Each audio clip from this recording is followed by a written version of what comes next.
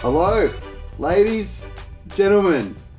Welcome to the Chuck Van production offices, and we're here for another podcast for the DWCP. For those playing at home and who can't read the YouTube channel Shame name. on you, go back to school. It stands for the DWCP Camber, a podcast. This is a pretty exciting one for me. I'm here with the Bad Riders, Adam Bad Riders himself. Yes, how's it going? Good. Very, very pleased to have you here, physically in person. So this is, I guess, the second of a series of sort of long-form podcasts. Other members of the DWCP that I have access to. I was going to say it's probably going to be a long list to work through because we've got a few members now to sort of deal with. Yeah, I really would love to sit down with pretty much everyone. I feel like the DWCP is really just a representation. We're made up of community members. I guess you could call it the amateur snowboarding community, and the people that are just stoked on riding, and avid followers, I guess, of the people who professionally make YouTube content around snowboarding. Yeah, there's a whole community of us out here, and there's some really good stories. I love telling stories almost as much as I love hearing stories. So glad to have you today. I'm happy to be here. It's great. Adam flew in this morning on, do you call it the red eye if it's like early in the morning, or is the red eye the late one? No, it's the early one. I've been up since 3 a.m, so yeah. Random product placement in there. We are open to sponsorships if anyone's watching. Yes. I feel like how many this is maybe, I don't want to say a number, but it's less than 5 videos on the channel at this point. Yeah. Well, we've got the intro videos that we put out in 2020, I think it was, when the video... What's this wee business? I'm still editing mine. Yeah.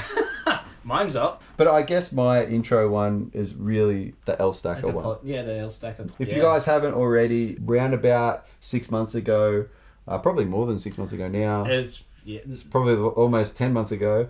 Ellstacker Adventures and I sat down in this very room and recorded a podcast where we talked about our stories, how we started. So if you haven't seen that, go check it out. Drop a like on it. We really appreciate that. Helps this channel grow. Drop a like, throw us a sub.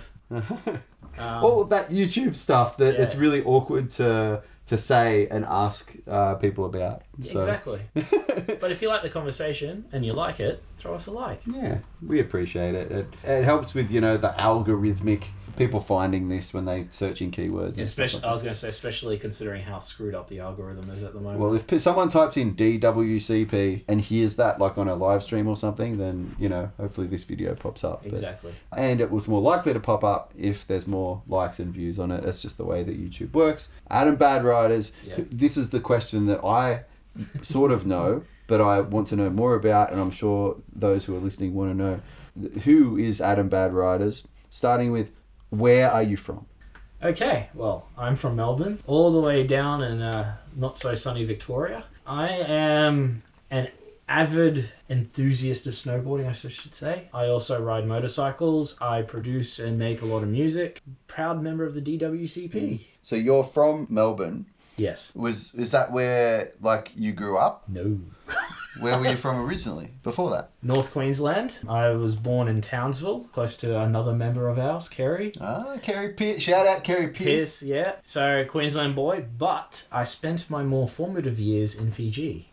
In Fiji? Yeah. As far removed from snow as you can be. Wow, yeah. I've been to Fiji twice. I enjoyed it both times. Both times for weddings. Yeah, big location for weddings. Mm-hmm. Why were you there? My dad basically got a job. It was a good opportunity for us kids to sort of grow up in a multicultural environment. It grounded me in a certain way, and this is why I struggle to sort of identify myself as an Australian, because I had a lot of time spent in a lot of different cultures and stuff like that. How long were you there for? 6 years. So from 1994 to 2000. Bet you did not know that. I did not. That's quite early. I'm just trying to line up the years. For me, that was you would have only been a kid. Yeah, I was in grade 3 when we left, and I was in high school when we came back. Yeah, okay. And did the job finished or you... Yeah, the contract finished and our citizenship requirements. Either we stay and become dual citizens or we come back and keep our Australian passport. That pesky situation. Damn you, immigration. Let's swing this back around to snowboarding. Okay. Right? So that's the thing that we bonded over. Yeah, we had in common. How did snowboarding start? Growing up essentially like in Fiji on the beach. Every year we got to have a holiday. We were encouraged to go overseas. One of the holiday trips that we took was to New Zealand. Being 1995, 96, snowboarding was popular, but not very popular. That was my first on-snow experience. However, I've committed the cardinal sin of starting on skis. We'll have to forgive you for that. I actually started as a skier myself too. I wasn't given a choice in the matter. Remember distinctly looking at it going, I really want to try that. It was same thing, like, you know, being a kid, you're sort of at the whim of your parent. That's where I started, and then I didn't really get back on snow until, so that was 95, till 2013, 2014. And it was a ball trip. I was with friends and stuff, and I was the only one that sat there going, you know, I think I should give snowboarding a crack. So I went into the hire shop, got a board, got some boots, strapped on, and went and had a lesson. 2013. How old were we at this point? Placing his age here. Yeah, that's hard now. Oh, you're trying to do the math? I'm doing the math. 27, 28. Yeah, okay. Yeah. So late 20s, yeah. I basically had the lesson, went and rode for like a couple of hours in the afternoon, took the rental board back because it sucked. The rental boards are not notorious for being high performance pieces of equipment. Yeah, this one was used. I think I wouldn't say all of us, but that's where most of us start, with rental gear. So yeah. I get it. Yeah, so literally I went back that afternoon after dropping the hire board back, and I was straight onto my phone on the internet looking at snowboards to buy. And before I finished that trip, I had bought a snowboards. The fascination with gear started right then and there. Right at the beginning. So then, I started, and that's ironically on that trip as well as how I found Kevin's channel. Because Kevin's channel was really small at that point, but he had quite a bit of a following. Like, it was a pretty loyal following, and he had his Patreon set up and stuff. So I started just binge watching Kevin's videos, and then I found TJ through Kevin's stuff as well with the board reviews. Correct me if I'm wrong. I feel like Snowboard Pro Camp was started, or at least started getting really active with videos around 2012. 2012 when he started the channel, and then 2013 is when he started to get like some decent like beginner content and stuff out there. Perfect timing. There's a few years later, I think, that I discovered it, but a similar story. I had many interactions with Kevin through his Patreon chats, which is why I keep referencing them in the live streams. Yeah, the good old Patreon. A shout out to Snowboard Pro Camp. I assume that if you're listening to this, you're probably already subscribed and following over there. I still sometimes look back on the beginner playlist. I love going back through that beginner playlist just for the memories of it.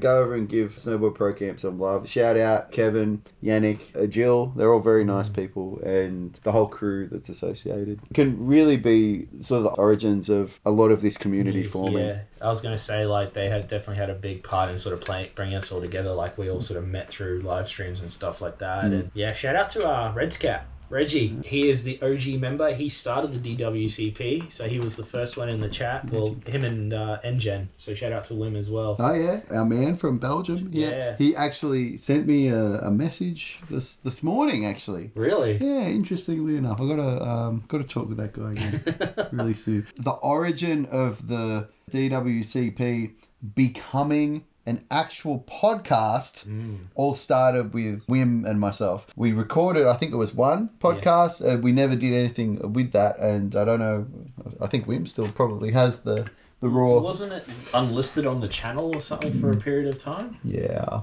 It might still be there. I might be able to extract that. Might be another job for me on the things to edit. I believe that Justin Visey was on that. Yeah. And we chatted for a couple of hours. That was a good throwback. I think I remember seeing a clip of it on the YouTube channel. I'm making myself a note.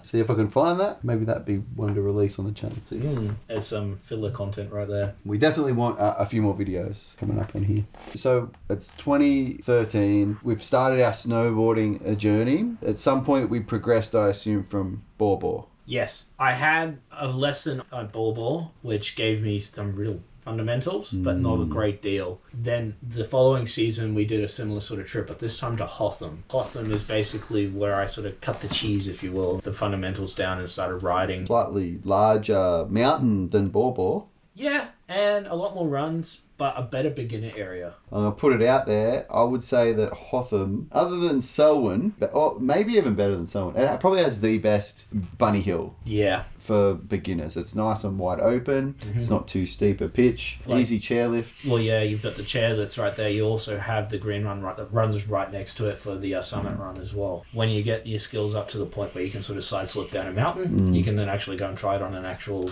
run. Then you can progress to the big D. Yeah. But yeah, so from Hotham, I then moved to Buller, which became my home mountain for the next sort of 4 seasons. Makes sense. That's the closest sort of larger mountain that's closer to Melbourne. Especially when it comes to like opening weekend, they always at least have Burke Street open so you can at least get suntones on the white ribbon of death. But from there is where I started to link turns, I started to push boundaries, started to explore outside of the green runs, started to go into the trees, and yeah, I got myself to the point where I am now. So your snowboarding is your passion, your extracurricular activities. What is it that earns the bread? Well, for those who are not familiar with my Australian terminology, and that means I'm asking Adam what his employment is. So what he does I work in IT now. Always worked in IT? No. I dabbled as a security guard for a few years, and then I moved into the mental health field. The IT is a very new thing. Yeah, it's literally only been like a month. Basically, for the duration, I think it was from about 2019, throughout the pandemic, I was working in the mental health field, but working in that industry on the front line really sort of burnt me out, and I just got to the point where I just couldn't do the job anymore. There could be a whole podcast on that. Mental health in snowboarding, that'd be an interesting one. You know, I've got some family connections with mental health. It's a really tough industry. I don't blame you for wanting to move on from it, honestly.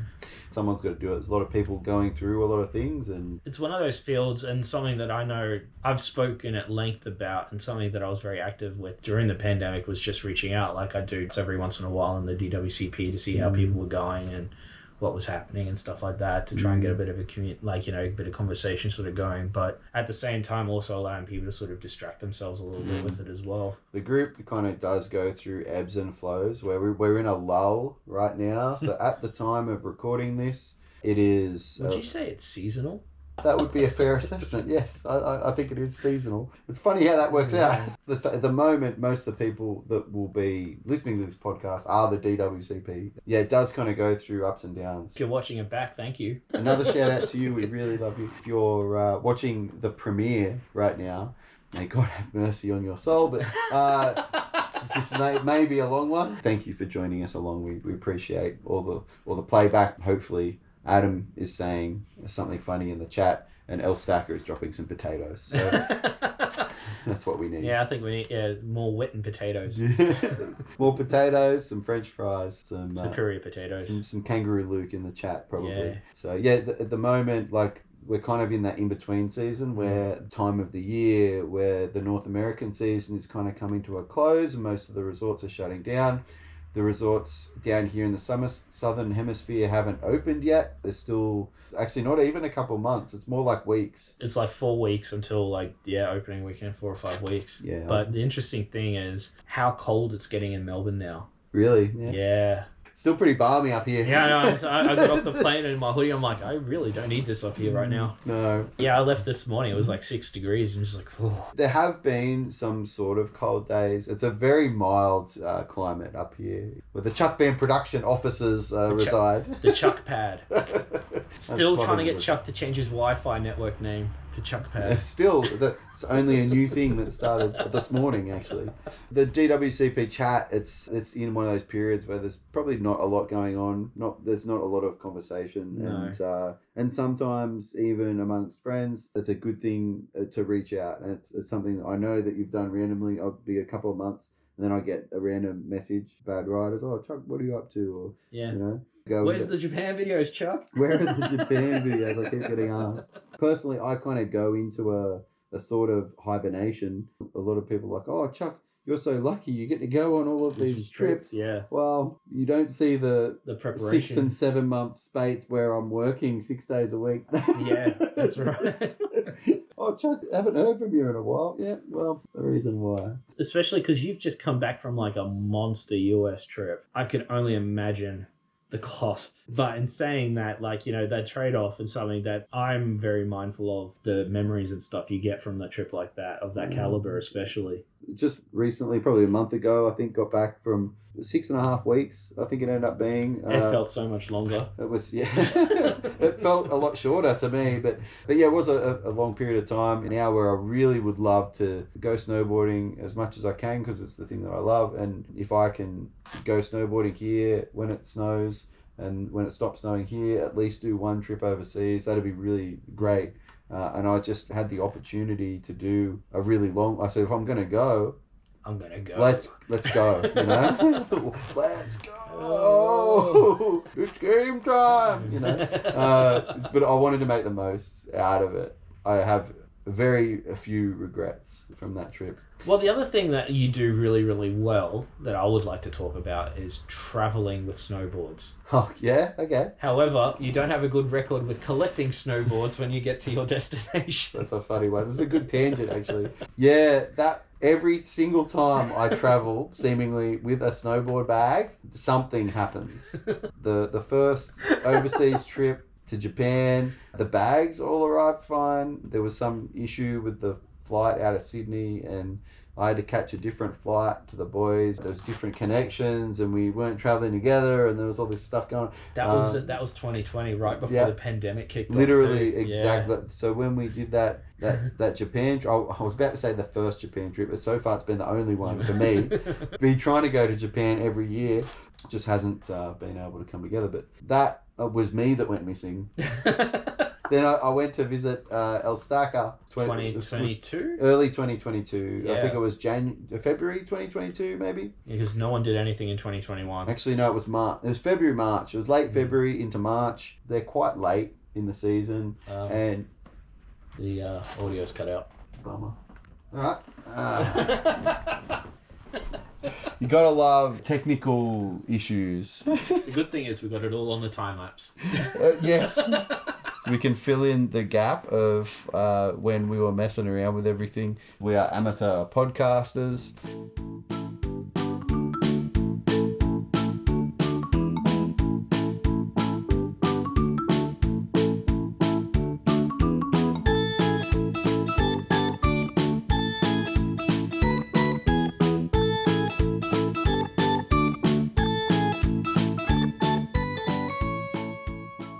We were talking previously about your employment, your different roles. You said you were a security guard, you were in mental health. Now I'm in IT.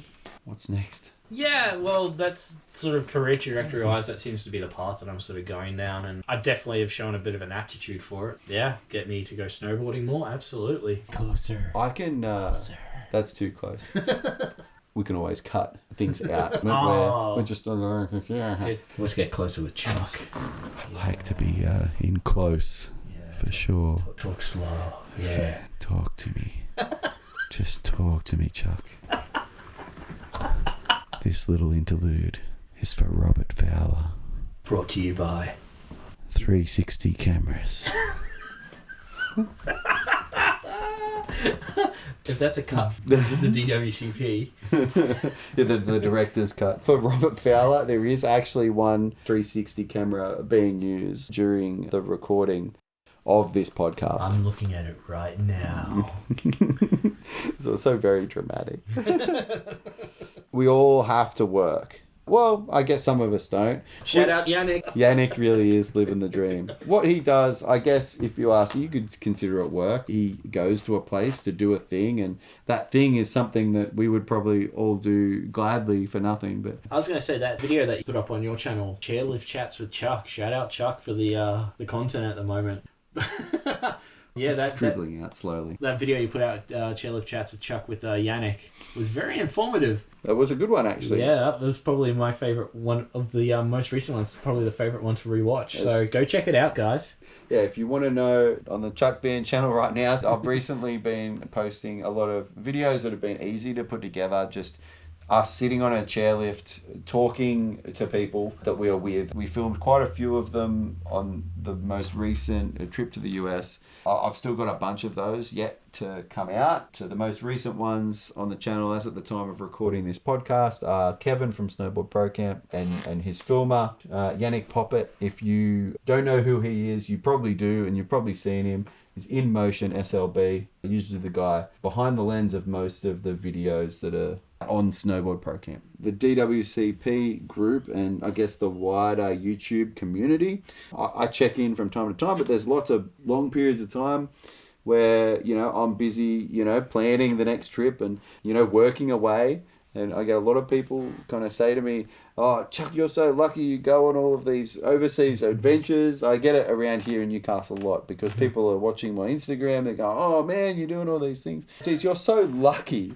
And I tell them this, luck has absolutely nothing to do with how I'm going on these trips. No, you make your own luck in that regard.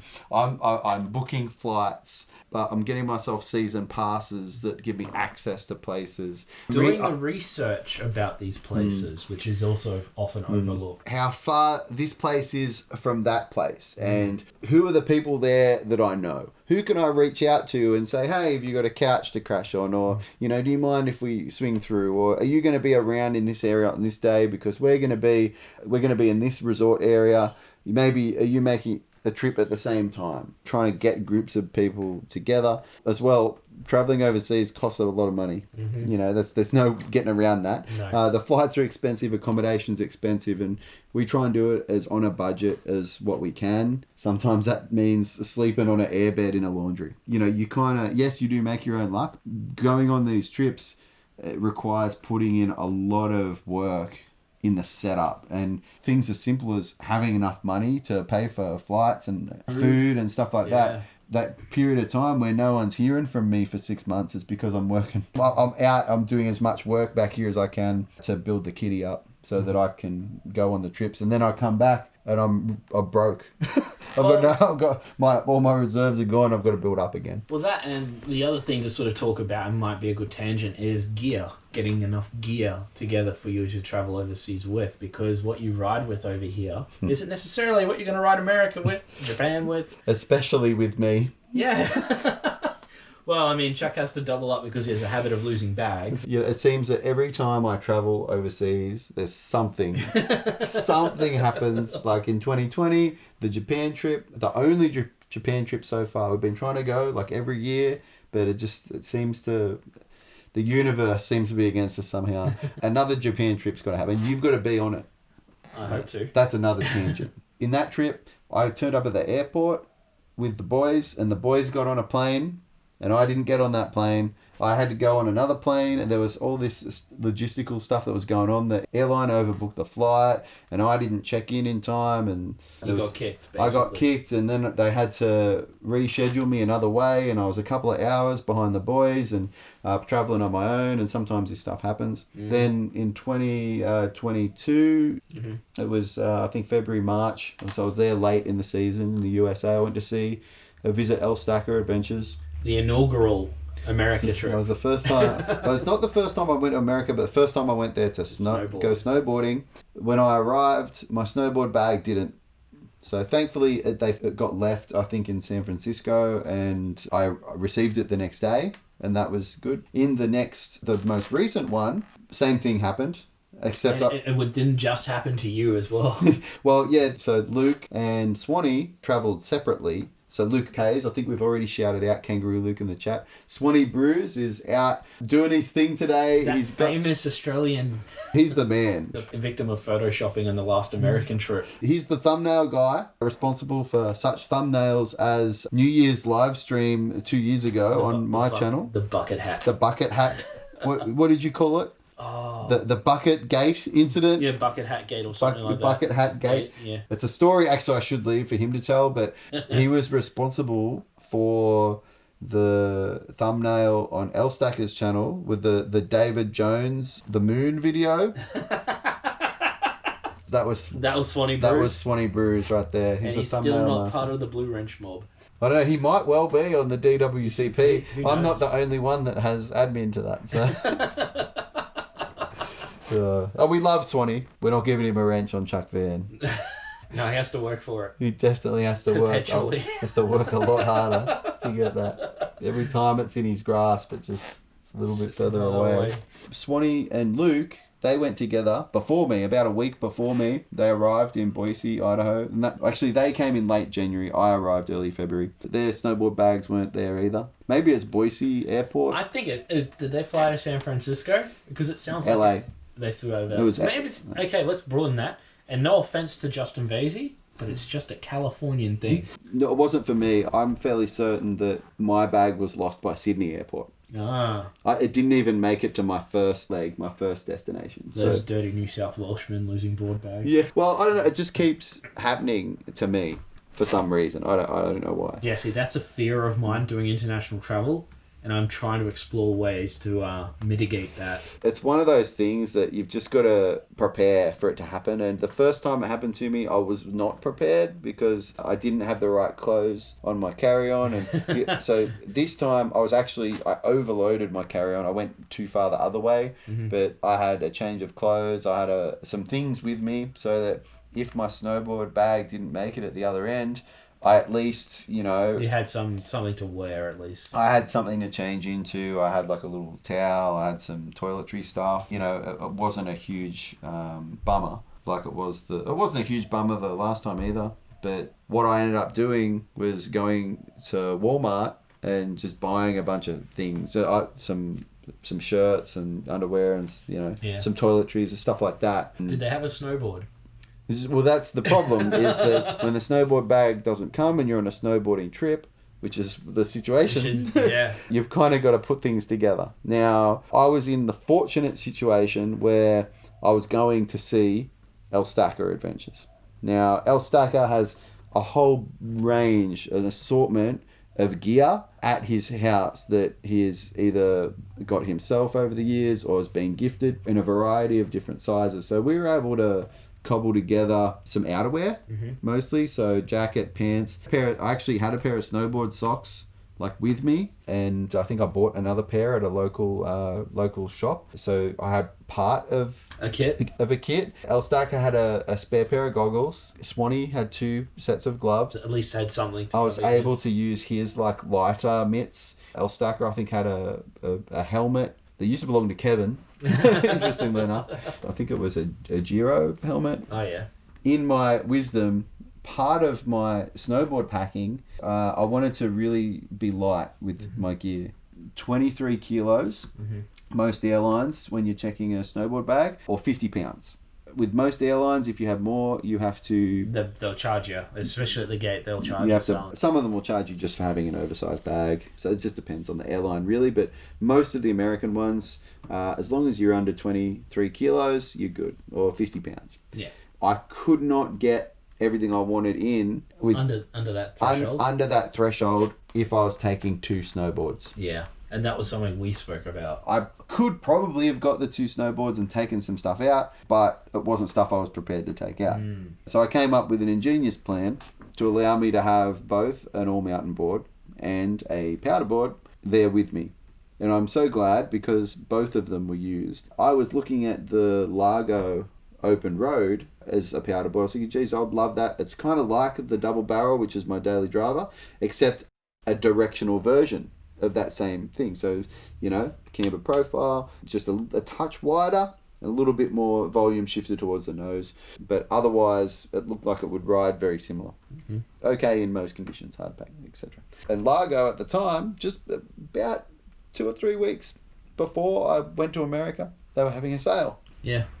And I was like, this is a good idea. Then I looked at shipping because I've got a number of Largo boards. I feel like there's one in the frame over here. This is the new one. Yeah, actually the most recent one that I bought. So yeah, this is the Casey Willax Brian Wentworth design, the Largo. right there. One, that's a bit of product placement. In any case, I wanted the open road, which was the powder version of that. For you to ship a Largo here to Australia, it costs a minimum $100. Yeah, which sounds about right. Like it costs $50 to send a hoodie from there to here, which is crazy. But shipping within the United States, free. Wow. On Largo's site, or at least it was at the time. Yeah. So I was like, well, what if I just order this open road and have it sent to Ellstacker? That way the board is there. Yeah. And I can bring my other daily driver, the Largo double barrel. The first gen. The 2020, the green model. I could take that with me. Mm-hmm. And I did that. When I arrived and my snowboard bag was lost for 4 days, that snowboard was already there waiting for me, the open road. Yeah, I already had that to ride. Ellstacker happened to have a set of the exact same bindings that I normally ride, just a different colour and the exact size, sitting on his shelf. So I had everything I needed except for a pair of snowboard boots. And we went on Facebook Marketplace. We found a guy who was selling a set in my size. We went and bought them, and I was on the mountain. Yeah. Though in saying that, if you're going to buy gear secondhand, be careful. Be very careful with how you do that. It's difficult when you... We need to have a banner down the bottom, consumer advice. Right now. We are not experts in the field. It's very difficult with a set of snowboard boots, even when you're in a shop, like buying a set of boots. We have a story about that today. We do. I know I've tried boots on in a shop, and then I've gone on the mountain. They do not work. It's a different situation. Well, they can, but it's not the same feeling in the shop, even walking around for an hour, than what you get when you're actually in the boots and flexing them and riding the snowboard. You can find some pressure points, some squeezing or some weird stuff going on the boots in relation to the fit that doesn't get detected in the shop unless you've got a really good boot fitter. Which I've kind of experienced today. Tell me more. For those who don't know me, I'm a fanatic of the step-ons. Loves his Burton step-ons. Yeah. Shout out to the step-on gang. There's a few of us in the DWCP as well. Good on you, boys. Anyway. I'm not one of them, so I'm not going to... he will be. This will happen. Chuck will try step-ons one day. I don't know about that, but we'll see. And it could be filmed with a 360 camera. There's one right there. When I initially bought them, I bought the second generation of step-on boots. So there was only like 3 boots available. Very limited sizing options, lacing options as well. Like there was traditional lace, there was the boas, and then there was the speed zones, and that was it. So I got the Photons. I've always been pushed into a size 10 because I've got wide feet. However, they do not agree with my feet. I had a session today with a professional boot fitter who then pushed me a size down. Shout out to ESS. ESS Boardstore at Erina. Max, the boot fitter. Yeah, good bloke. Very informative, and he said a lot of things that make a lot of sense. I committed some very naughty things to get into boots. Accepted the advice solely off a store person that clearly didn't know what they were talking about, and then stuck with that advice since my first set of boots. That's being rectified, getting some more boots. This is another tangent and something that we will probably have to talk about in depth, which is taking time to learn about snowboard technology and what each thing sort of does. It's an interesting topic, that one, because a lot of people don't do that for many years. A lot of people never do that and actually become really good snowboarders, but just don't know anything about the gear that they're riding. No. It's a lot of people that research it. I would say you fall more in that category, Adam, as the person that really puts the research in. Definitely more so than what I do. I'd say I understand, but when I first started, I had no idea what the camber was or rocker was. Well, I didn't understand what angles my feet should be. I thought, oh, that helmet looks cool. That's a rad snowboard because the graphic is nice. That's going to be the one for me. You know, I trusted what the store guy said about what size I should have for my snowboard. There's a lot of early mistakes that I made. Now, over time, I understand way more what I like. The thing is, you learn from those mistakes, and that's the important thing. If you don't, then you're just going to commit the same mistakes over and over, and then it really eventually starts to hurt progression because you're not going to progress as quickly as what you would if you actually had the kit that was actually suited to your sort of level of riding. One thing that I hear a lot is that the boots are like the most important thing to get right.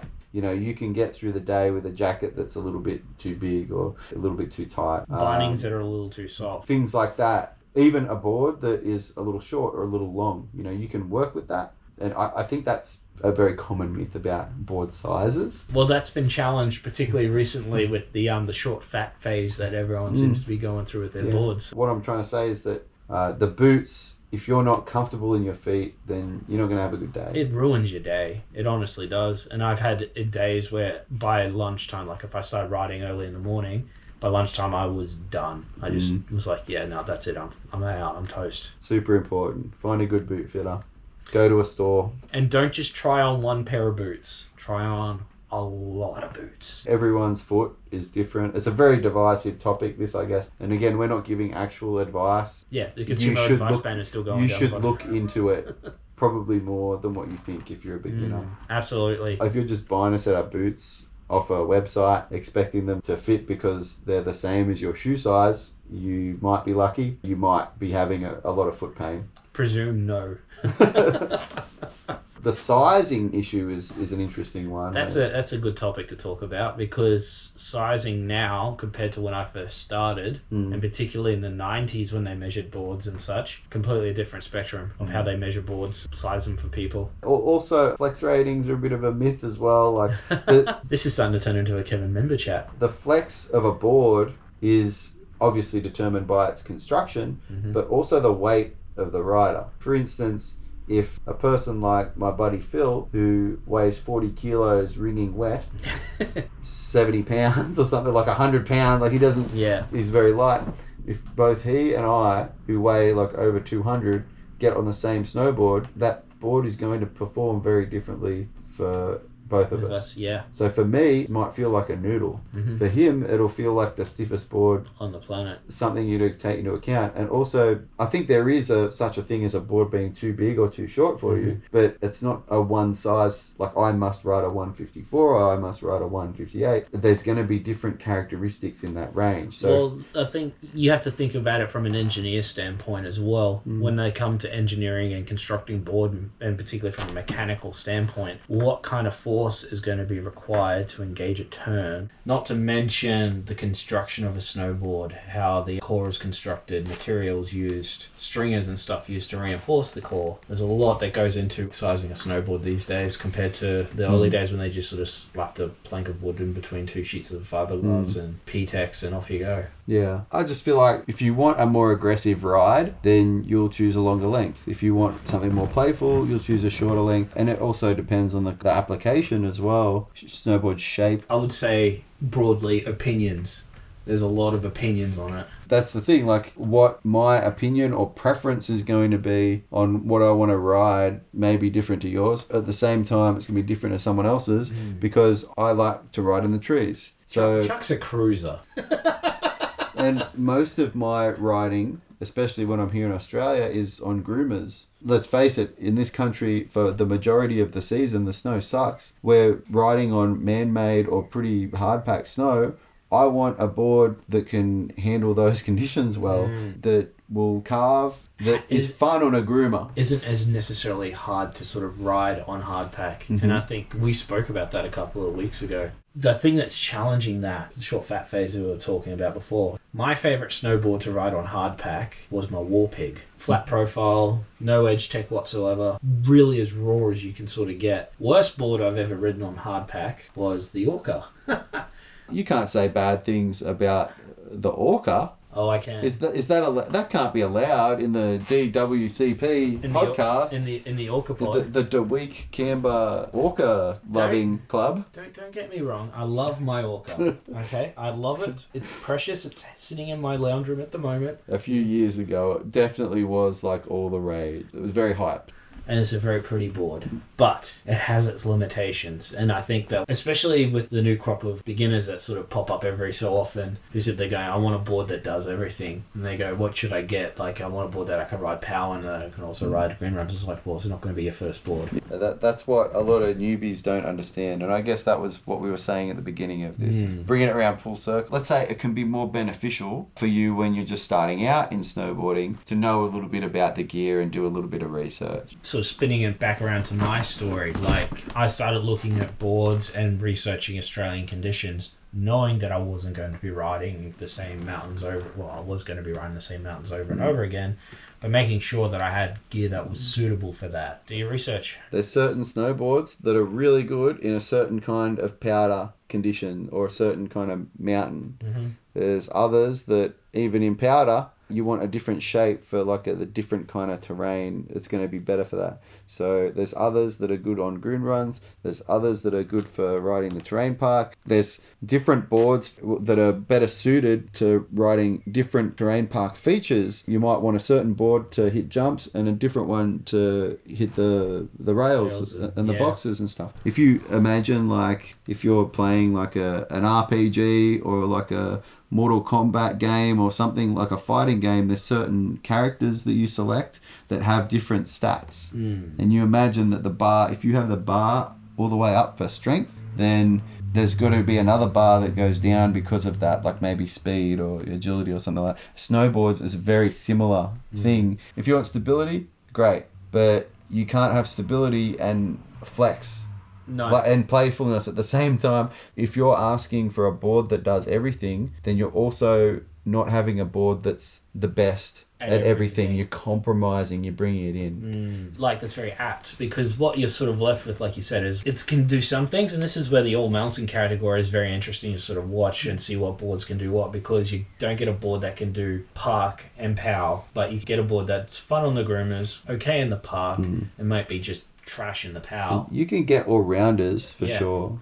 100%. It's not going to be fantastic at everything. I mean, that's what this board is. You can take this board in powder if you want to. That's why I was shocked what the guy said today about my Mercury. He's like, yeah, as long as it's not above knee high, you can absolutely ride that board in powder.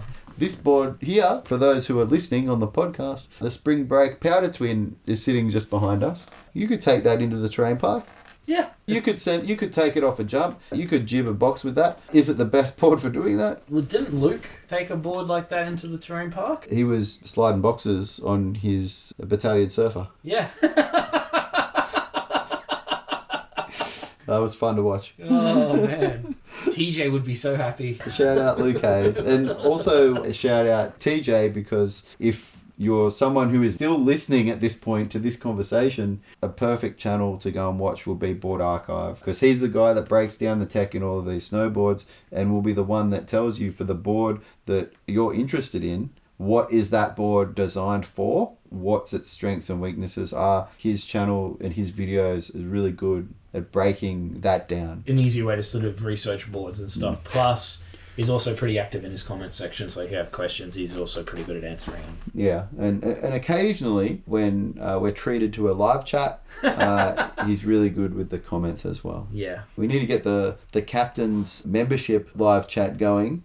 I think there's a Discord for Board Archive. Is there? I don't know if it's a public one. Yeah. I think you have to join the website to have access. But I feel like there's parts of it that I think the plan is to have like a general discourse, but then have the members area. So I don't think that's been built out completely yet. Also, shout out to our Discord channel, which isn't public. Maybe it's something we should look at making public, like a community, like a community page or something, or a community channel for people to sort of connect with. Discord's a good app for that. The current version of the DWCP started as... It was literally just a messenger group. A messenger, yeah. When you've got 25 people on a messenger chat that are from all over the world, it gets pretty chaotic. Discord is probably a more suitable platform, but I don't know the ins and outs of making those open and administrating that. It's actually another good reason for us to contact our man Wim. He's the guy who knows about that stuff. He's the Discord master. I'm just about to have a look at my list of topics here. The whole idea of this is us sitting down and having a chat. If people want to watch and are interested in what we're talking about, that's great. Please leave a comment below. If you've got any further questions, we'll be coming back through those and answering all of those directly. Obviously, we can't answer your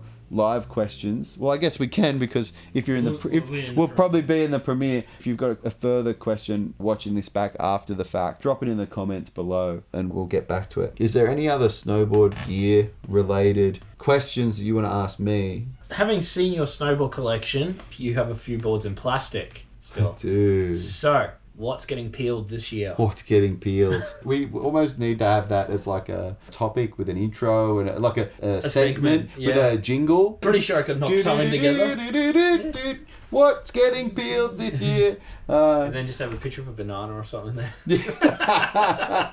Right next to the Big D. And that's the place at Mount Hotham where we need to do all of the peeling. Peeling at Big D, yeah. Absolutely. All right. Now, I feel like this board right here, the Largo double barrel, this is the one with the Casey Willax graphic on it. So that one is definitely going to be peeled, not just this year, it's going to be peeled probably in the next month, because that's going to be my daily driver for How is the factory season. Wax on those Largos? About as good as a factory wax on most snowboards. Like Capita, I've had good experience with their factory waxes. Lib Tech, terrible. Okay. Ride was okay, but I think it was after the first day I was like, I see these as wax. Honestly, I don't take or pay too much attention to the factory wax, because most of the time I'll wax it. Don't even try and use the factory wax. I'll just wax over the top of it. I have done the factory wax. I think I did on the open road. That was good for a day and a half. Yeah. Maybe. This is nerd talk, by the way, people. Definitely is. People aren't tuning in this far into the podcast if they're not interested in that. Yeah. Or they're probably just playing this in the car and listening to us back while they drive. Yeah, that's how I consume it. Me too. If it's a long form podcast, I'm listening to it while I'm driving in the car, in between appointments. If I'm driving down to the snow or something, you know, it's an 8-hour drive. Yeah, it's a good way to build stoke. It's only so much punk and hardcore music I can pump into my ears. This whole thing is about the community. And for the community, specifically DWCP, but we've talked about how you started snowboarding and how you found Snowboard Pro Camp. How did you become an active member in this, whatever this is, this community that we have? Well, this is where I got to shout out Reggie. The Reds Cat. He and Wim back in when did it start? Was it 2017? No, 2018, I believe, is when it kicked off. I was just randomly sitting in my lounge room one day. Phone was normally quiet because, you know, that's what phones usually are. And then I get an invite, or I get added to a text conversation with Wim. And then that was literally the start of the DWCP. Just randomly added? Just out of nowhere. Because I had Reggie on Reggie added me on Facebook a while ago. So it wasn't just like, oh, who's this guy? No, I knew who it was, and I knew who Wim was to a certain extent. And then what stemmed from there, if you go back to the first conversations in the DWCP, that's where we got the name, because Wim was making fun of my Capita snowboards, saying they had weak camber. Weak camber. That's his Belgian way of saying they were like soft snowboards. Yeah. The construction were not as good as Lib Tech. Yeah, the camber profile was weak, so it wasn't as aggressive. It's a dear weak camber podcast. I sounded more like Martin. It's the only accent I have. Shout out Martin. Old Man Shredder, Send It Syndicate, Swedish Robert. Yeah, we need to go riding with those guys. Their brother-in-law. There's another guy that's not with, so the old. Gunner. Yeah, Gunner. It's a brother-in-law. Not so old man Shredder or something. Not so old man. There's levels to it. Yeah. For sure, that's on my bucket list. I told Martin last year that I was going to come this year.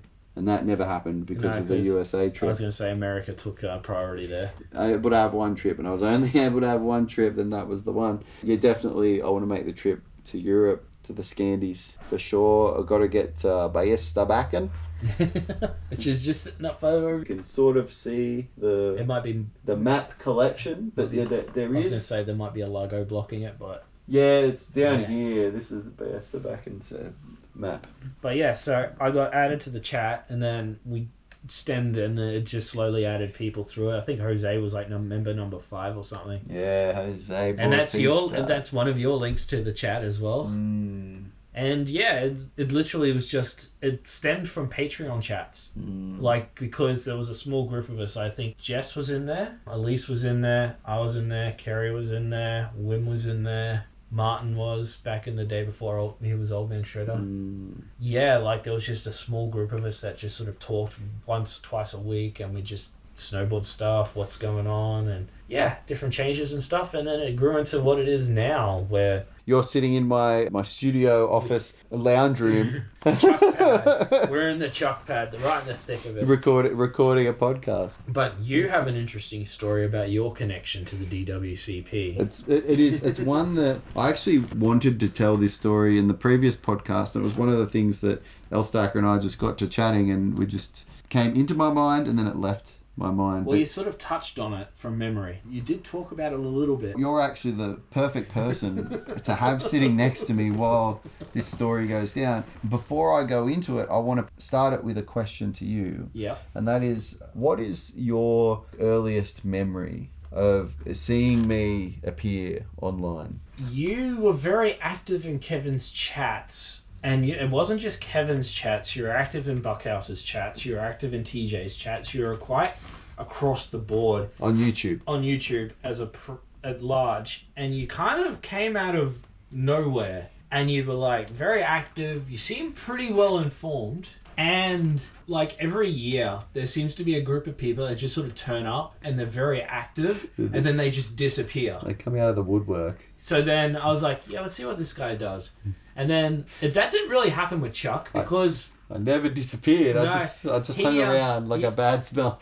You were in the chats for at least a season. I think and you were very active in like the American season, like when they were like pumping out videos from the American season and stuff. And then I think it was when it came into our season that you were like, hey, I'm doing this trip. And I'm like, hey, you're in Australia. I'm in Australia. You're riding in Victoria. Yeah, I'm riding Buller and Hotham and Falls. And I'm like, this dude's going everywhere. Holy crap. That was back in the time where it was the same YouTube channel or the same YouTube ID, I don't know what you'd call it, a profile. Is that how it works on YouTube? I don't even know.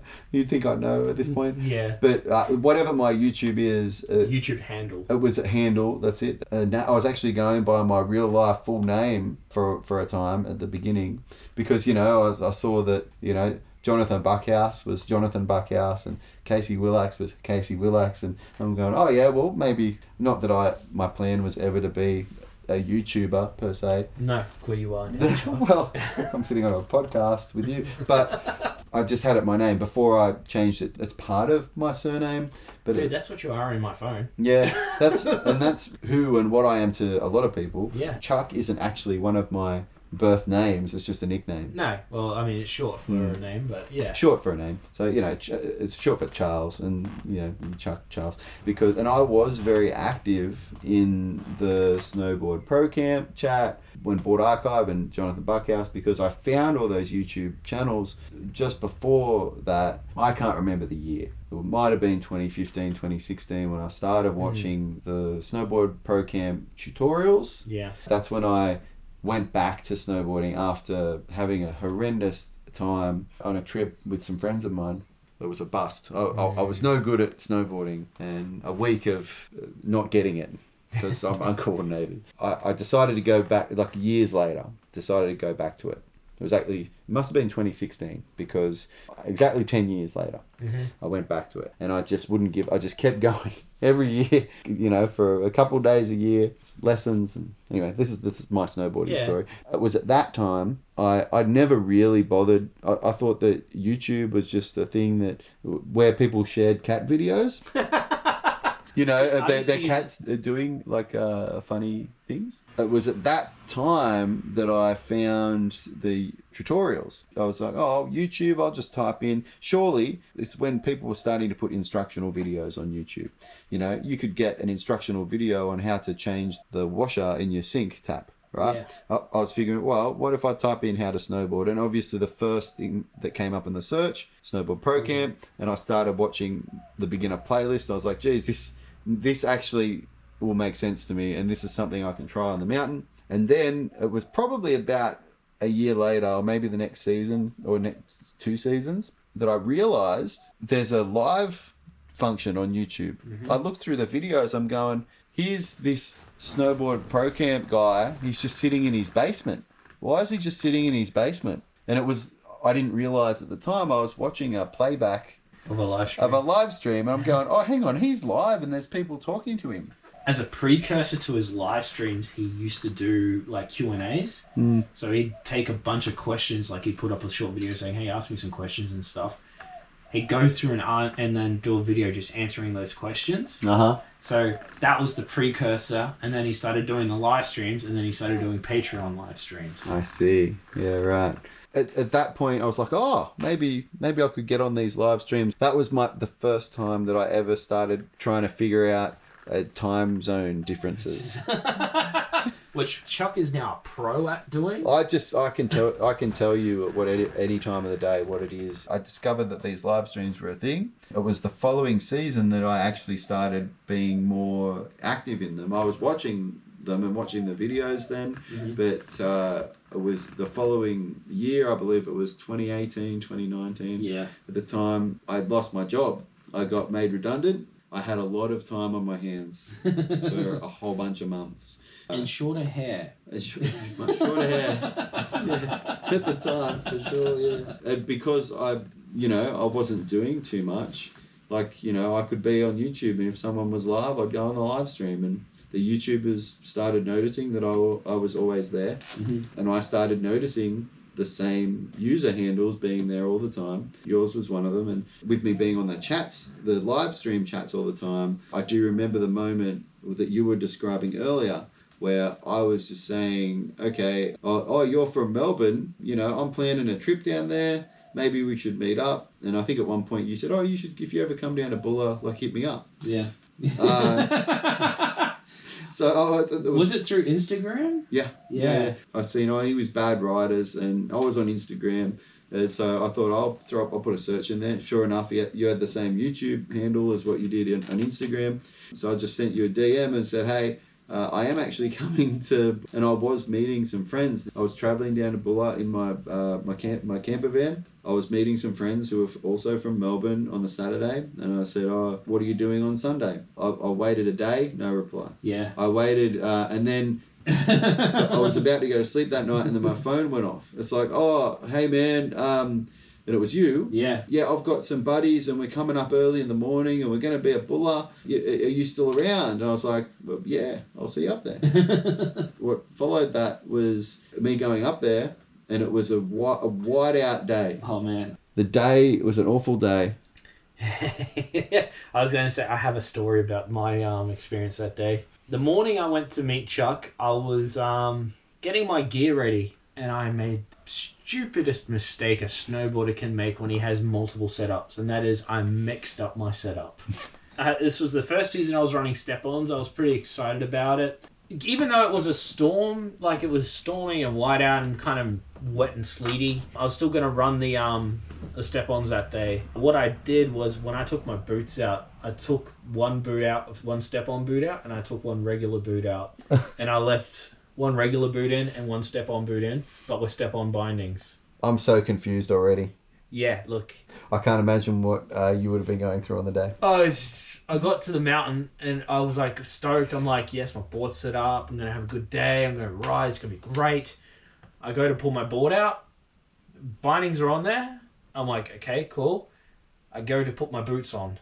Oh, no. I'm like, what am I going to do? So then I'm sitting there freaking out. And then I basically taking the bindings off my board, going up into the hire shop in the village. I had to hire community boots and bindings. So you're on rentals. I'm on rental boots and bindings the first day I met Chuck. That's so funny.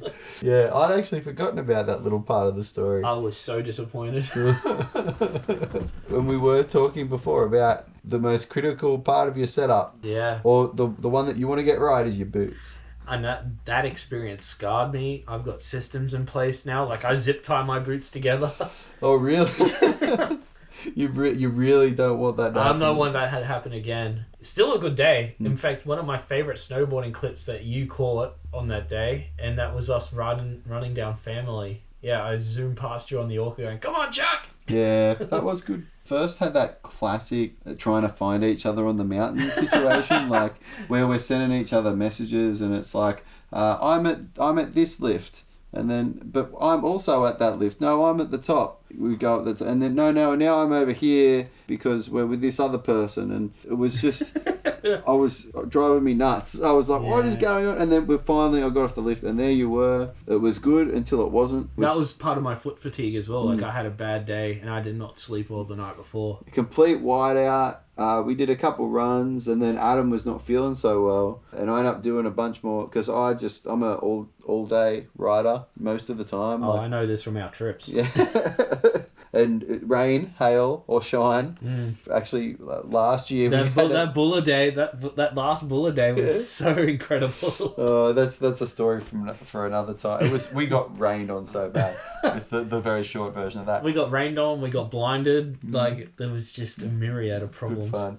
But no, that first day that we met, it was really really good. We did a couple runs, and then the guys that you were with, one of them had issues with their bindings. We had to do a few things, and then that was Mark. And then Vin was your other mate. Yeah. Vin, he was filming himself with the camera, and I filmed him a bit, and it was a fun day. Vin has this lovely habit. In fact, I still ride with Vin. Shout out to he's another YouTuber. He's actually rather successful. Actually, he's got like over 6,000 subscribers on his channel. He's actually successful. He's actually successful. That's awesome. Yeah, he has this lovely habit of when he's filming himself snowboarding, he puts it in a time lapse or time warp. Oh yeah. So then he just drives on. He's like going super fast. He's like, "Why does it keep happening?" I'm like, "Dude, what are you pressing when you turn the record button on?" We've all been there. I've definitely got a bunch of clips that I thought were a rad intro. Yeah. That I was filming audio for. No, time lapse. Definitely a time lapse. So yeah. It's the mode button, Vin. Yeah, yes, Vin. Are you listening, Vin? It is though. It's the only thing that could be doing that. Or on the newer model of GoPro, no, you can actually swipe between modes, and that's probably what's happened. Is accidentally swiped the screen, didn't realize the icon on the front. Yeah, it happens. Camera nerd talk right there. Yeah.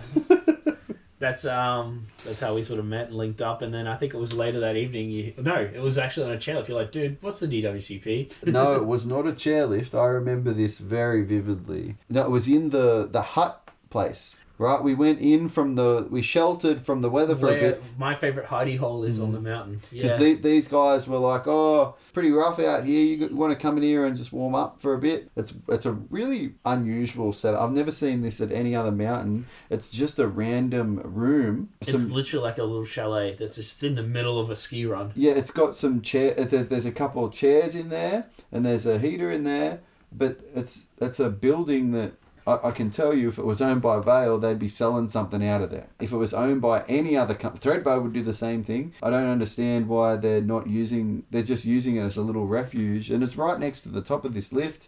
It's actually because that's the top of like a big beginner run. So what happens is a good meeting point, particularly if you get lost on the mountain. Yeah. That's what it's there for. Yeah, it blew my mind. I'm just like, there was hardly anyone in there. I'm like, what is happening? So we go in, and I'm like, all right, put my phone on the table, and I had my goggles and my helmet off. I'm like, all right, give me the lowdown. What is this DWCP? And I need to be in there right now. Yeah. What is happening? Explain it, because that was back in the day when there was the mystery. There was the mystery. The who is and what is the DWCP, and it was in the Snowboard Pro Camp live stream, and I was on the outside, and I didn't want to be on the outside, and this segues and dovetails quite nicely into the Blue Wrench conversation. I actually did some work to get into it, to track down a member. You could say I was there meeting other people too, but I literally, planets were aligned. It's a 5.5 hour drive from, and that's from where Jindabyne is. It's another 8-hour drive from where I live. I came to find you, and we met, and I got made a DWCP member for being part of the community. I was watching the videos. I was active in the live chat. I still am. I'm now in some of the videos. They're all really nice people, and I consider most of them friends now, more than just like a fan basis. I was going to say the other thing around that is you've met more DWCP members than I have. People don't understand why when someone who was just like, oh, my roommate's in this group, on that basis, can I be in? Oh, I came to a trip once. That's a reason why the wrench isn't so easily bestowed. Yeah, okay. All right, I kind of understand that. But at the same time, like, he messaged me going, hey, I'm cool. Can I be in the DWCP? Chuck won't add me. It's like when Dad says no. He goes to Mum. Wait, am I Mum in the scenario? I feel emasculated right now. That's the story. That's how it all happened. The thing that actually I find is hilarious, and let's continue throwing people under the bus. Yeah. It's a big bus. I do love Swanny, by the way. The wrench is a funny thing that it's sort of like the bucket hats of Chuck's channel. It's become a comedy staple. It really has been. He's like, I'm in all the videos, and you're always making fun of me in the video. The way that he's like, I live with you. I should be the wrench. And anyway, that's his logic. When you added me, first thing I did was have a look at all the members. You know who was there? Who? Jose. Yeah. I'd been planning a trip to Japan with Jose at that point for 4 months. Yeah. So this was after Ellstacker, Jose and I all kind of met on the live stream and got together and was like, oh yeah, you're going to Japan, I'm going to Japan, maybe we should go to Japan, let's go to Japan. See, this is a story I have not heard. And I was hitting Jose, I was like, that DWCP, eh? What's going on there? And he was like, oh, I don't know. Oh, so I dropped the ball. Oh. He was the one guarding the member, but Jose's all coy over here, and I'm just there like, yeah, come on in, it's all good. I saw he was in there, and I was like, oh, you slide dog. Yeah. I love Jose. He's one of my favourite people. So generous. Got to hang out with Jose, his partner Ruby's daughter Tatiana. They all met us in Colorado on the most recent trip, and it was one of the best. And they went to Japan with you as well. Tatiana didn't. She wanted to come on that trip. That's a sore point with her. So. Hey, look! When you see the crew that you were rolling with. No, you see Tati ride, man. She's keeping up in Japan. She's been getting lessons from Jose. Yeah, Jose, the staunch Jose. Jose's just when he's on the mountain. I think you two would be well paced together. Just goes. He points it Turning to the bottom. is for quitters. Yeah, exactly. Exactly. Really solid rider, Jose. Inspiration for me. Solid dude, solid friend. Can't wait to see those guys again. I can't wait to meet Jose. You haven't met in person? No, I haven't met Yanick. I haven't met Nirav. We've got to get you overseas. I know. Man. I know. This is the stickler. There's a lot of. I think member wise, yeah, I've just met you and Swanny. You haven't come across Elise? No. That's funny you say, Elise, she's originally from Queensland as well. You guys should know each other. Queensland is a big place. It's a huge state. She's in Brisbane, like northern suburbs or something. She was, yeah. Well, she's in California now. But yeah, she got out right before the pandemic kicked off. I want to pivot a little bit on the conversation. Okay. Talk about something you and I both have a little bit of a passion for. Videography.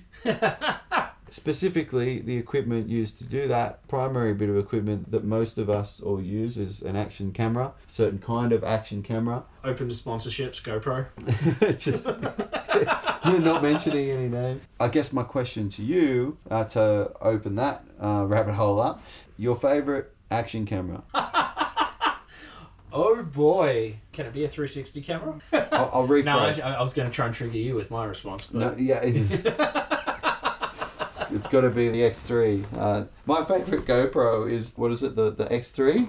From Insta360? Yeah. But that's not a GoPro. Anyway, run us through your quiver of action cameras. From cameras I've owned or cameras that I currently have? Current cameras. What's in your camera bag right now? So probably the oldest camera I have is my Contour Roam. Now, I've not even heard of that. You're probably not even familiar with that. Is that old school?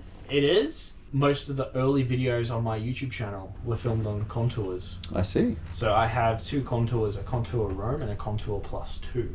Okay. So those were my first two action cameras. I liked them because of the profile. They'd sit right on the side of your helmet. In fact, if you take a look at this helmet, there's actually a contour mount on said helmet. Oh, so it's one of them sort of like like a channel thing. Yeah, like a shotgun mic, but a camera style. Yeah. Okay, I got you. So I had one of those, and I still have those cameras. They're not in use, but they are still there. Mm-hmm. Then I have a Contour Hero Session. Was that like a collab? No, the little square cameras that they released back in like 2013. I remember the Session, yeah. Yeah. So this was the Hero. Mine was the Hero 5 Session. I see. Okay. So that's still in my quiver. I use that once in a while. In my active camera quiver, I now have the Hero 9 with the max lens mod, a Hero 10, which is max lens represent. I sort of rotate the Heroes out every year, so I use them as like helmet cameras and stuff like that on my motorcycles, and then I use them occasionally when I go snowboarding. Occasionally, yeah. You would use them more often snowboarding, but the occasional snowboarding is the thing we need to fix about that. Yeah. Following on from that, then there's the 360 cameras that I have, because I've got the GoPro Max, the Insta360 1R, Insta360 1X2, which you've used. I have used, yeah, on that one fateful... Was it not that same very rainy day? That was the Buller Day that we were talking about, because I wanted to use that on the... I needed to get some snow clips with it.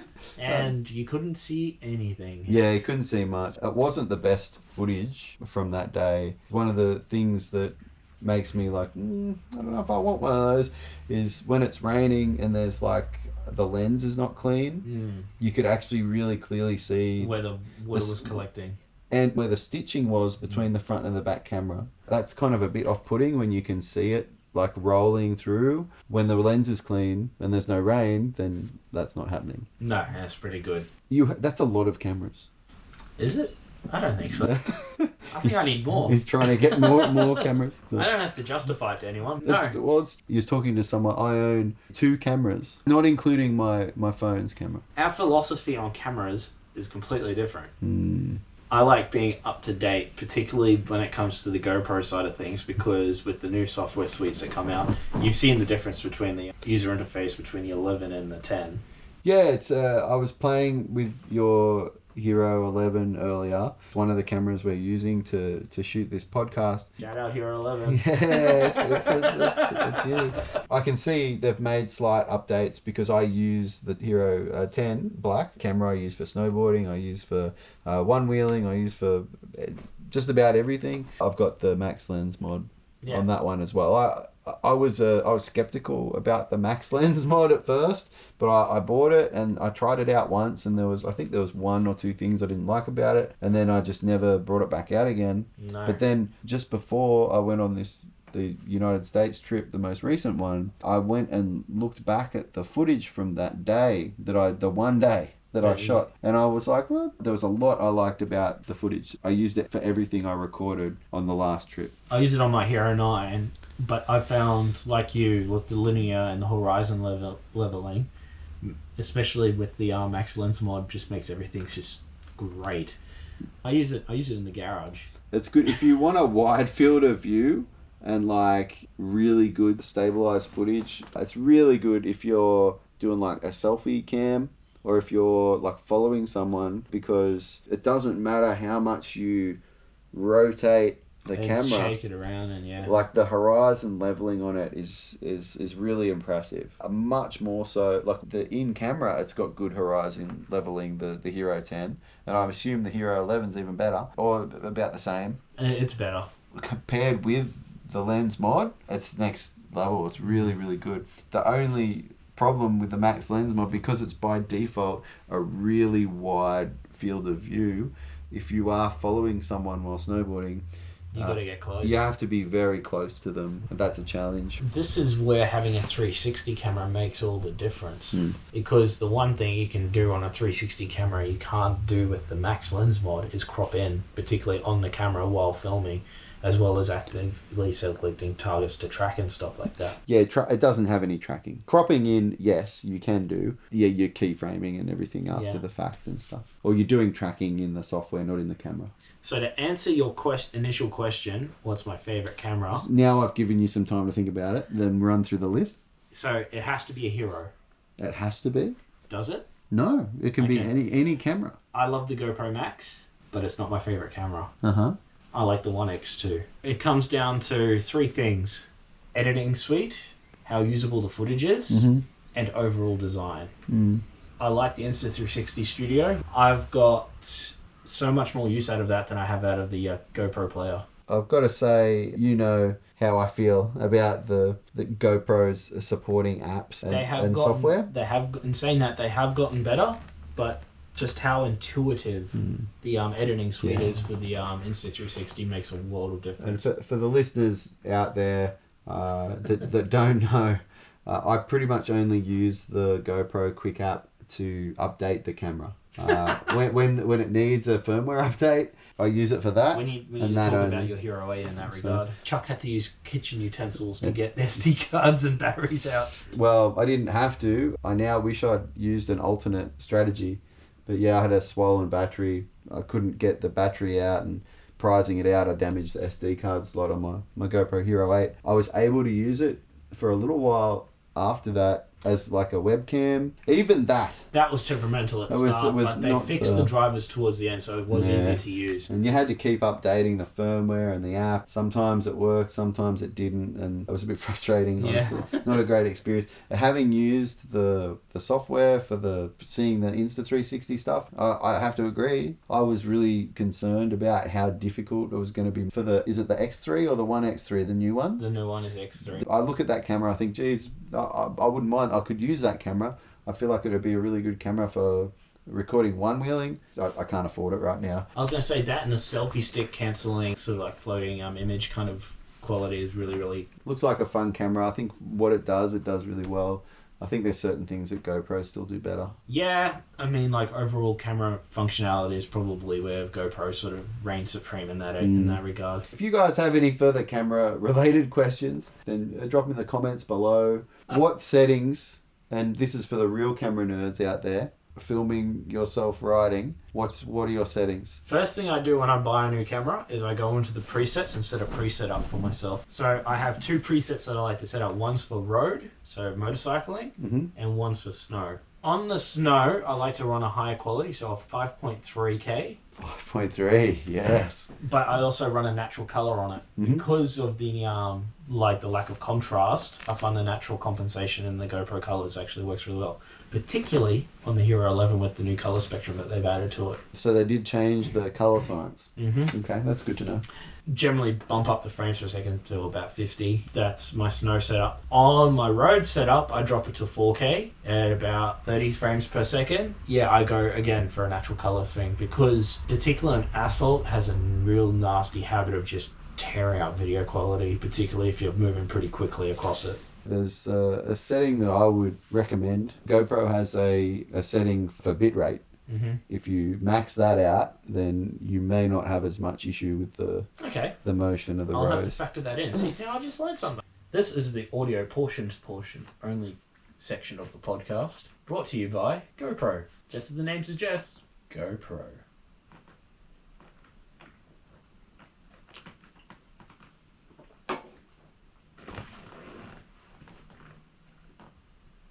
Yes, there is a setting in your ProTune in GoPro where you can set the bitrate to standard or high.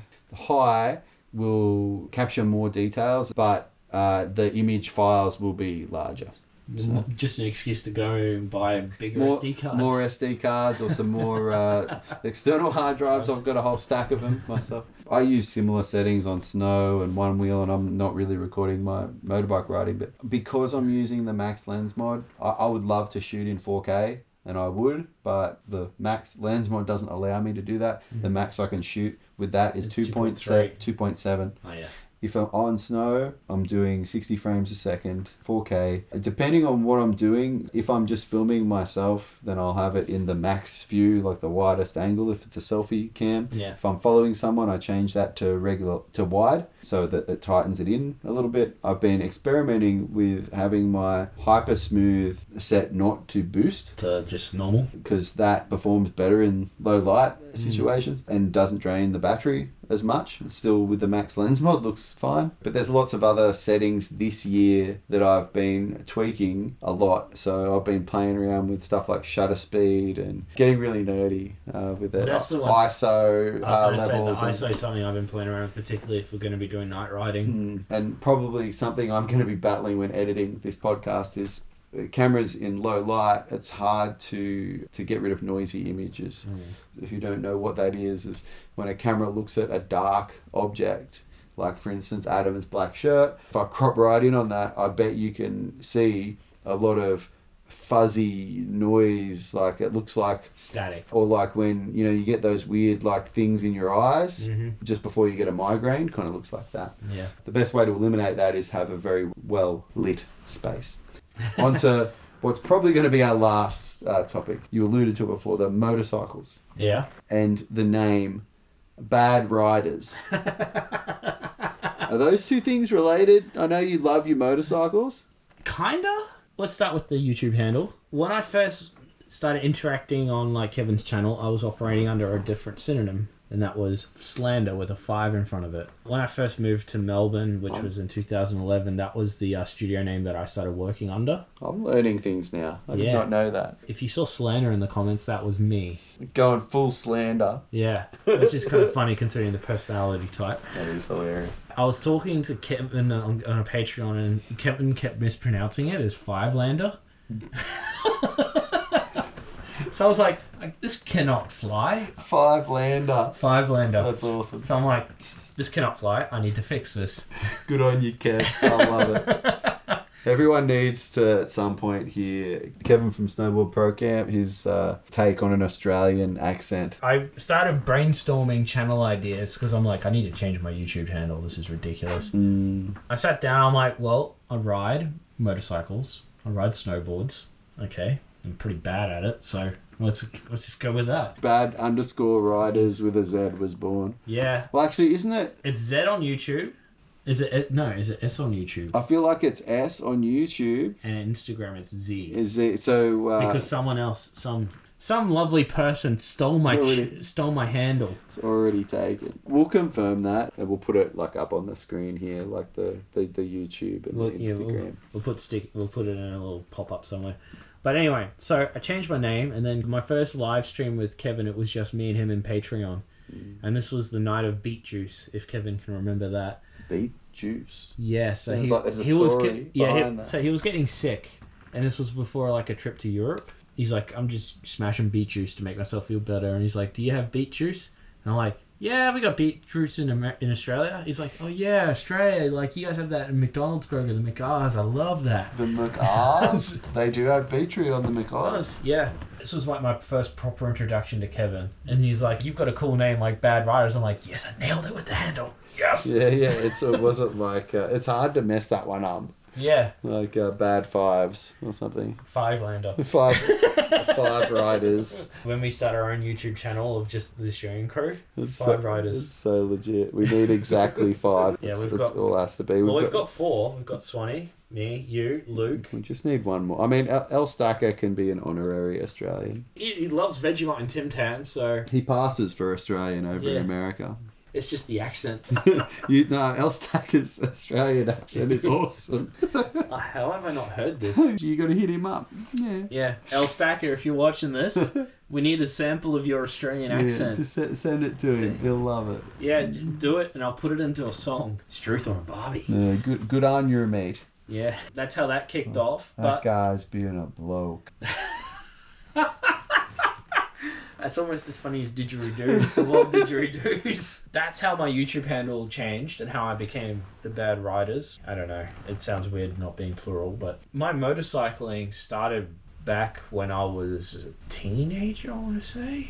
So I started on dirt bikes. I've always had an affinity for them. My dad had classic bikes growing up, so he liked British motorcycles and stuff like that. So I was always around bikes from a very, very young age. And then when I started to come of age, I started to get more interested in them, and I started to want to ride, and then I got my own bike. I had a block of land up in Queensland that I used to just cut sick on a dirt bike. And then I progressed to road bikes. And my life has not been the same ever since. Road bikes are fun, though. Yeah, and it's not just that. It's the same thing about community that we have in the DWCP. Like, I've got a group of people that I ride with and I talk to regularly about motorcycles. Like, Vin is another guy. He and I went and got our licenses together. He's a pretty high-level rider, though, isn't he? He's way better than me. He's riding on race tracks and stuff. Yeah. Didn't he just like ride a bike off or something? I think I saw on Instagram. No, he's crashed 2 bikes this year. Mm. He crashed his R1M, his 2020 R1M, and he crashed his Panigale. Okay, they sound like expensive bikes. Well, the Panigale It sounds Italian, and it sounds like... Well, the Yamaha is not Italian, but that's his track bike. He crashed that in Adelaide at the Bend, which is a new track they've just opened up over there. The Panigale, he crashed on the street up in the Dandenongs. Oh, dear. But he's okay. Yeah, that's the main thing. Bit sore about his bikes, but I think in fact, he just got back from a trip to Adelaide last week where he was on the R1 again. And I was like, dude, you're brave getting back on that bike over there. I've been basically riding bikes ever since. Like, when we met, I had 2 bikes. I had the my little red VTR 250 that I was fanging around on. It taught me a lot of bad habits. Mm-hmm. Bad habits with bad riders. Yeah, shout out to that series coming up. Fingers crossed. Kevin, come to Falls Creek. We need Kevin here. Falls Creek, Kevin. Yeah, so then I bought the R6, and then the R6 was just a terrible bike. I never will own another Yamaha ever again. Now I have a Honda, my CDR, and I love it dearly. My dad, he really liked Suzuki. I ended up choosing Kawasaki. There's nothing wrong with being a ninja, Chuck. I liked the look of the Ninja. I liked the name. That was the one that I wanted to learn on. You saw it in pieces in the shed. Yeah. What's in the garage now? So I've got a little pit bike, a 160cc pit bike, which has been bored out, which is just ridiculous. I was going to say, that's not for miles? No, that's for me. Miles, I'm already starting to look at Pee-wee 50s for miles. Okay. I've got a 2003 CBR 600 and a jet ski sitting in my garage at the moment. Yeah, no. I'm a very beginner rider. By beginner, like, I've had my license for quite a few years, but... You haven't progressed to that next step. I don't really ride, and when I do ride, it's just on the street, and it's very slow, and I enjoy it. It's a good little release. I like having the wind in my hair, but I've got my Ninja 300. I've got, I call it the pinnacle of Honda engineering, the CT 110, aka the Postie, 110cc. Every motorcyclist needs to have ridden a CT 110 in their lifespan. It's iconic. They are very iconic. It's a great little bike, and it's very economical. There's a reason why they're called Postie bikes. They're easy to ride. It's definitely not a performance machine. No, but it works. It works. It gets you from A to B, and they're actually really fun to just whip around. You don't have to. There's no clutch. You don't have to worry about. You just smash it into the gears. Have you heard about the races that they do with them? I know they do shows where they get people with all nice hotted up Postie bikes, and they have a whole They do full on rallies with them through deserts. Oh really? That's cool. That's really awesome. It's legit rallies. Well, Adam, what an amazing podcast. We chatted about a lot of different things. When we started, the sun was out. If only the time lapse was still running, you would see it just progressively just get darker and darker. And it gives you an idea of how long we've been doing this. Thank you so much, Adam, for coming up here and doing this with me and joining me and just shooting the breeze. It's really fun hanging out. Even more fulfilling. I learned some stuff about you I never even knew. I'm pretty sure not many people did, actually. That was the whole thing. And people see a name in a live chat. The disconnect. The person behind that username is a person. There's a story there. There's a story. There's family. It's nice to get to know that person that is Bad Riders. Any final thoughts? Yeah, I'd like to shout out my son Miles. He's only 1, so he probably won't understand a word of this, but yeah, future shredder. The benefit of YouTube, he can look back. He'll look back and see his dad and his dad's old buddy Chuck. Uncle Chuck. Hanging out, talking nonsense for hours. You've met Miles. Did you get to hold him? Yeah. Yeah. So there you go, Uncle Chuck. He is definitely going to be a snowboarder. I have zero doubts about that. He owns his first snowboard already, yeah? Yeah, a little Riglet. Shout out to all the members of the DWCP. So we're talking not just the regular ones in there, like Wim, Martin, yourself, myself, Swanny, Brewz, It's hard to really rattle all of them off, yeah, because we've got a lot of inactive members as well. But a big shout out to Reggie, who without the group creation, we would not be sitting here. Yeah, legitimately. Million Pop Off, the weird Frenchman, the whole Scandinavian crew over there. Literally everyone, all the crew in Europe. So all the 303 guys. 303, you know, Matthias and Elise, Kerry, Jess. Kerry. Carrying the... Sorry, I forgot to shout out Kerry in... there's a video on Snowboard Pro Camp and I'm rattling off all the names. And I'm so sorry, Kerry. Next time. Kerry gets a big shout out. We got Max, the artist. Oh, that's right. Yeah. We've got the Camberman Snow. Stacker. The Ellstacker, Jose Boardtista. Oh yeah, can't forget Jose. The King Taco Man himself, who's got free tacos for life, according to Kevin. All around, big bunch of legends. If you aren't familiar with them, absolutely check out the channel. Check out the videos and stuff we already have up. We've got more in the works. More in the pipeline for sure. So I want to keep doing a whole bunch of these podcasts and hopefully I get to sit down with a bunch more people. Who's next for the podcast? Because you guys kind of alluded to that in the Ellstacker's last podcast. It's probably going to be Swanny Brewz. That's like the easiest one for me to interview because like he lives in the next room. So and he doesn't have a blue wrench. He could entice him to the chair. Sure, that's going to come. I think Swanny Brewz, interestingly enough, is the one that is the closest and easiest, but also the most difficult. To get him to sit down for a couple of hours is going to be a challenge. But make it a saucy podcast, and that'll probably work. If we just sit down and just talk and get on the sort that we always fight when we get boozy. So I don't know if that's going to be what we do. Yeah, but that's what you want in a podcast. Passion. A bit of definitely a bit of spice, you know.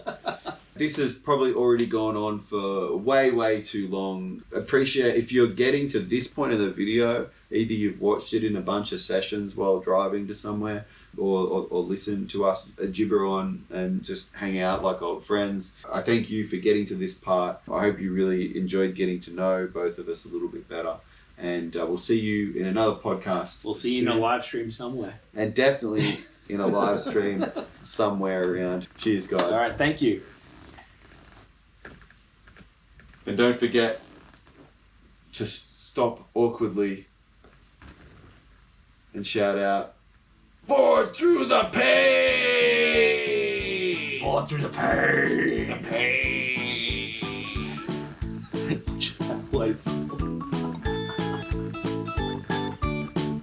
Hold it.